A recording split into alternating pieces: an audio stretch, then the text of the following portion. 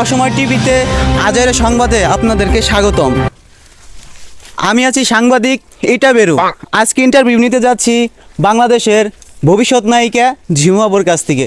তো চলেন তার মুখ থেকে শুনি তার ভাইরাল হওয়ার কাহিনিটা। তো বাংলাদেশের ভবিষ্যৎ নায়িকা ঝিমু আপু, আপনি এই সোশ্যাল মিডিয়াতে এত ভাইরাল, এত জনপ্রিয় কিভাবে হলেন, একটু যদি আমাদেরকে বলতেন। আসলে আমি আগে খুবই নর্মালিভাবে ভিডিও করতাম, তেমন ভিউ আসতো না। তারপরে একদিন স্মার্ট করে একটু ভিডিও করলাম, দেখি ভালোই ভিউ আসে। তারপরে আরেকদিন আরও স্মার্ট করে ভিডিও করলাম, দেখি আরও ভিউ। তারপরে আমি কাপড় ব্লগারদের ফলো করি, তাদের মতো ভিডিও বানাই। তারপর থেকে আমি করে উঠি। আচ্ছা, আপনি তাহলে বৈশা প্রশ্ন করেন।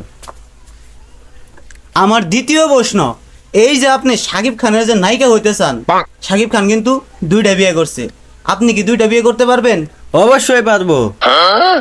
ছেলে যদি 2টা বিয়ে করতে পারে, মেয়েরা 5টা বিয়ে করতে পারবে, কারণ ছেলেদের থেকে মেয়েদের অ্যালার্জি বেশি। হেই, অ্যালার্জি হবো কে? এনার্জি। একই হইলো। ও, আপনার যে এনার্জি তাতে আপনি পারবেন। যাই হোক, আমার তৃতীয় প্রশ্ন, আপনি যদি 2টা বিয়ে করেন, আপনার 2টা জামাইকে আপনি কিভাবে সময় দিবেন? 3 দিন এই জামাইকে আর 3 দিন ওই জামাইকে থাকে, আর একদিন ওই একদিন আমি কাপড় ব্লগ বানাবো। আর কাপড় ব্লকে টুংটাং মিউজিক বাদ দিয়ে আমার নিজের বলা গানটা ব্যাকগ্রাউন্ড মিউজিকে বসাম। আর শুনেন, ভিডিও এডিটের সময় এইটুকু ডিলিট করে দিয়েন। কিন্তু ভিডিও তো লাইভ চলতেছে। পরে প্রশ্ন করেন। আমার পরবর্তী প্রশ্ন, আপনি নিজেকে সুন্দরী সানি লিওনের সাথে তুলনা করতেছেন কেন? আসলে সবাই কমেন্টে বলা বলি করে, আপু আজকে আপনাকে সানি লিওনের মতো লাগতেছে।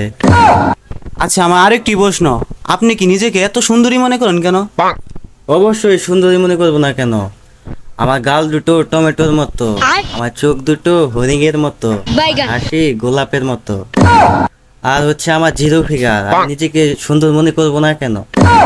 আমার সর্বশেষ প্রশ্ন, আপনি এত ভাইরাল, আপনার জামাই কেন এত ভাইরাল না? আসলে ও এইভাবে ভাইরাল হতে চায় না। ও চায় যে পুরা পৃথিবী ওকে চিনুক।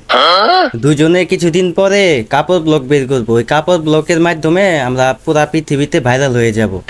আশা করি আমার সবটি প্রশ্ন উত্তর পেয়েছেন। ধন্যবাদ। তো ঝিমু আপা, আপনাকে অসংখ্য ধন্যবাদ আমাদেরকে সময় দেওয়ার জন্য। তো ভালো থাকবেন অবশ্যই। তো দর্শক, আসলে তার ভাইরাল হওয়ার প্রতিভাটা কিন্তু আমরা অলরেডি জেনে গেলাম। তো আশা করব যে আপনারা অবশ্যই ঝিমু আপাকে এরপর থেকে পজিটিভভাবে দেখবেন। অসময় টিভি, বেগু ভাই বিনোদন, সময় ছাড়া সংবাদ।